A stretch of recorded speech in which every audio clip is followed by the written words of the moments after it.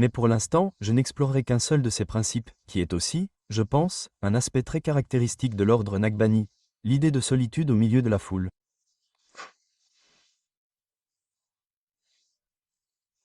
Cette idée peut se résumer brièvement à une attitude où le mystique se détache intérieurement du monde et se préoccupe uniquement de Dieu, tout en participant activement à la société.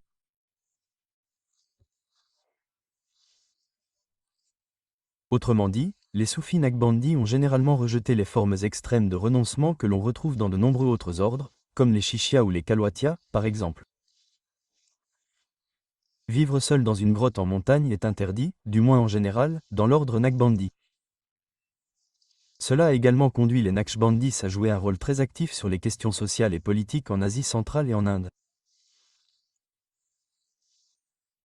Par exemple, ils étaient souvent très proches des empereurs ou des rois et influençaient fortement la scène politique. Le Naqshband n'est certes pas le seul ordre Taro à adopter ce type d'attitude active, mais on peut néanmoins dire que c'est un aspect très caractéristique de leur cheminement, du moins je dirais. De ce fait, la Naqshbandiya est souvent considérée comme un ordre soufi sobre, car elle ne pratique pas beaucoup d'autres pratiques et enseignements extatiques que l'on trouve ailleurs. Cette attitude active de l'ordre est probablement l'une des raisons de son succès et de sa diffusion.